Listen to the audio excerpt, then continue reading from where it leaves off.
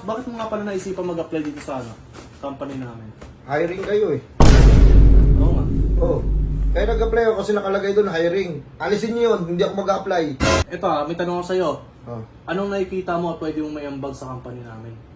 Anong may ambag ko? Oo. Bag ko. Bag mo? Okay.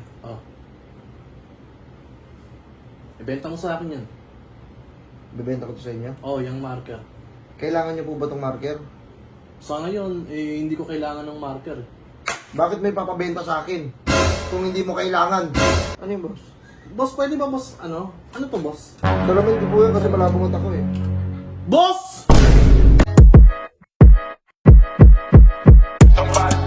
Burger sa akin. Labog ka! Okay. Next! Woo! Tinawag din! Ang tagal ko nag-aantay doon. Kupal talaga.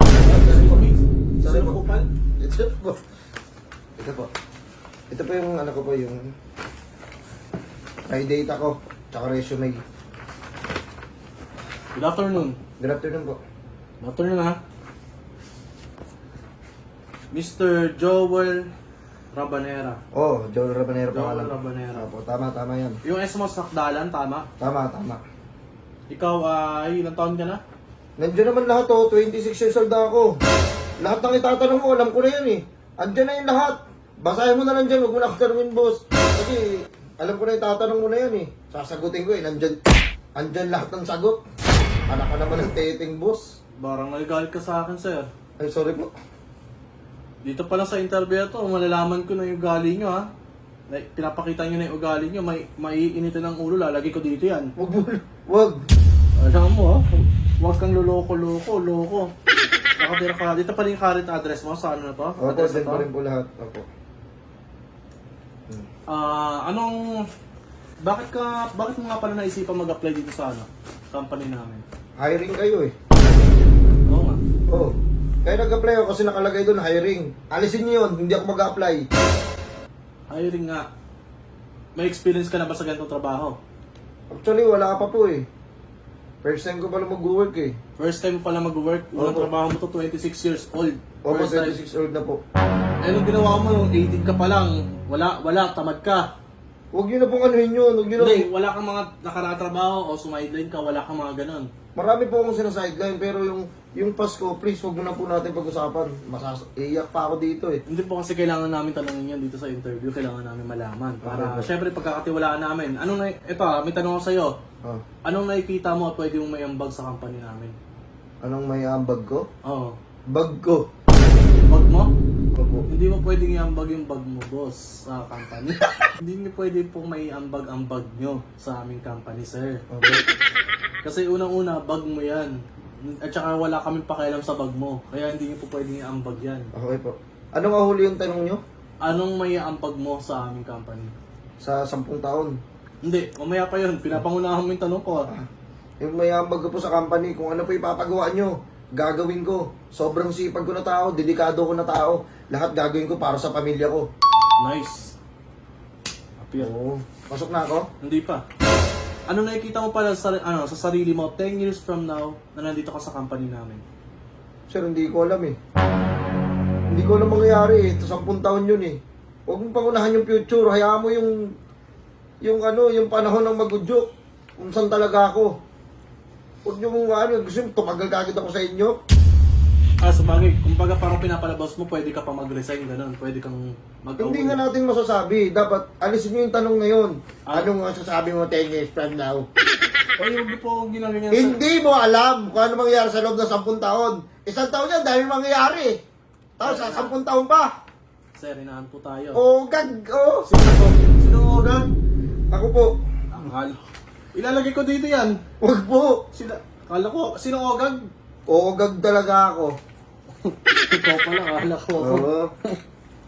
Okay yung mga word mo ayusin nyo sir kasi sa company natin kailangan hindi tayo yung pangkantong ugali. Okay?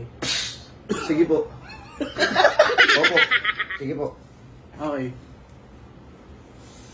Oh. Ano to? Benta mo sa akin. Okay? Oh. Ibenta mo sa akin yan. Bibenta ko to sa inyo. Oh, yung marker. Kailangan niyo po ba itong marker? Sa ngayon, hindi ko kailangan ng marker. Bakit may papabenta sa akin? Kung hindi mo kailangan. Hindi, gusto ko lang makita kung paano yung skills mo sa pagbebenta. Oo nga, kung hindi mo naman kailangan, ba't yung ibibenta? Yung ibibenta ko, yung kakailanganin mo. Hindi mo magagamit, mag-aaksaya ka ng pera. Hindi ko magagamit mo ba to? Hindi. Oh, bakit mo ipapabenta? Gusto ko lang makita. Ogad lang! Sino ogag, sir, ulit? Ikaw! Hindi, ipapabenta mo to sa akin. Hindi mo naman pala kailangan. Anak ka naman ng teteng. Nag-aaksaya tayo ng panahon. Sir, gusto ko lang po makita yung nyo, skills nyo na sa pagbebenta. Kasi ito yung magiging work nyo dito, di ba? Magiging, kayo, kailangan mabenta mo sa akin to. Oo nga. Ibenta mo sa akin yan. Kailangan mo po ba to? Hindi ka sabi, di ba? Bakit mo pinipilit ipabenta sa akin to kung hindi mo kailangan? Ha? Kailangan, sir, mapabenta. Kahit hindi ko kailangan. Oo, bili mo. Bibili mo? Bastos ka! Hindi kasi sir Hindi nyo nga ako kailangan, ba't pinipilit nyo sa akin? O sige, ito gagawin ko. Oh. Sir, nakikita mo to? Oh. Bilin mo. Hindi ka na magbenta, sir. Ah, Hindi ka na magbenta, sir. Nakakabastos kayo ng tao niyan. hindi. Hindi ako nakakabastos nun kasi kayo ang nakakabastos sa akin. Boss, Kasi paano ako nagiging... alam ko yung skill ko Alam ko kung saan ako malakas. Saan ka ba malakas, sir? Teka lang, ayun nga, gusto ko malaman. Anong kahinaan mo at kalakasan mo? Ang kalakasan ko is malakas talaga akong kumain. Hindi yun, sir, makakatulong sa company natin, sir. Kung malakas Hindi makakatulong sa company natin yan, sir, kung malakas ka kumain. Yung strength ko Okay, sige, sabihin natin yung strength mo yan. O, doon tayo sa weakness mo. O, sige, doon tayo sa weakness mo. Anong kahinaan mo? Nangihina ako pag hindi ako kumakain. Doon din, about din sa pagkain. Opo. Sir, hindi about sa pagkain ang dito. Wala tayo sa contest, sir, ha? Opo. Sir, wala po tayo sa mga mukbang o mga challenge. Ang papasukin niyo po trabaho, kung wala kayong idea. May idea ba kayo? Basta pumasok lang kayo dito. Pumasok lang ako ikala ko alam ko naman na hiring. Kaya nga nag-apply ako, hindi ko alam kung matatanggap ako o hindi. Basta susubok lang ako. Kasi gano'n naman talaga Kailangan mo lang sumubok para matamaan mo kung anong plano mo sa buhay. Oo, may point ka naman, sir. Pero wala kang idea kung anong magiging trabaho mo. Ano po bang trabaho ko? Pwede ba yung katulad mo, yung nag-interview? Hindi, boss. Sir, ang magiging trabaho niyo po dito is either na maging dicer kayo. Alam mo ba yung dicer? Yung sumasayaw? Hindi. Ilagay ka na ng dice Sa perya? sa perya. Opo. Dicer kayo o kaya itong bagger. Bagay yung mga nagsusot ng maraming bag. Hindi. Hindi, boss. Gumagawa kayo ng bag. O Ah, kaya yung doon kayo sa may agent na nagbebenta. nakakapagod yun Ayun, nagbebenta. Kaya inaano ko sa inyo to kung paano mo ibebenta sa akin to. Nakakapagod pala yan. Wala ka pa nga sa trabaho, sir. Napapagod ka na agad. I-decline ko to. Iniisip ko pa lang parang mapapagod na ako Sir, wala pong trabaho hindi nakakapagod. Lahat po talaga is nakakapagod. Diba? Kung dito pa lang sa interview natin, napapagod ka na. Paano na kaya pag nagtrabaho ka pa? Diba? Sabagay. At saka tinan mo, ang init-init ng ulo mo. Sinasabihan mo pa akong ogag. Ogag ba ako? Hindi No, pala ako pala. ikaw, tama. Ikaw ang ogag, sir. Diba? Oo. May ganun kayo, no? Wala po. Eng-eng. Wala po. Alam mo, ang tinapos mo dito is... Puch, 2 beses ka nag grade 6, tapos sa grade 5. Oo. Ano kasi minamasteral ko Hindi. Gusto ko, di ba, nakapasa na ako niyan. Sabi ko, hindi ako papayag. Gusto ko uli dun. Kaya ganun. Paulit-ulit ako dyan. Pero ang galing ko. Bilib ako sa sarili ko Kompleto naman tong ano, Kompleto requirements. yung lahat yan, bulat natin mo. Ano pa ba kailangan mo? Ha? Kompleto naman ito na lahat. Sir. Kailangan pa bang ilagay ko sa kamay ko ang batas? Wait na ho, easy lang ho kayo, sir, ha? Oh, nagagalit. Anak ka ng teteng. Hindi kasi boss Sir, kaya niyo bang maging formal? Formal? Oh, formal po.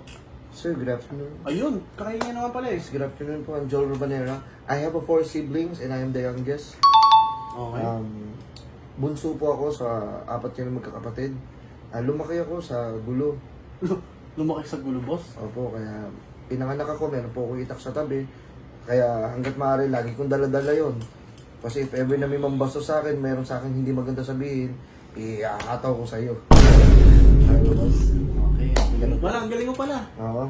Boss. Tanggap na ako, kailangan ako mag-start. Hindi ka pa mag-i-start. Babalik ka pa para sa second interview mo. Ang ina mo po. Oo. Nagmumura ka na naman, sir. Parang kanina formal ka. May second interview pa? Meron pa po. Kasi parang ano mo pa lang to, initial interview mo pa. Kaya hindi umakasenso tayo dito sa Pilipinas eh. Ang dami nyo mga... Ako na nga! Lang. Huwag na, huwag mo na ako tanggapin.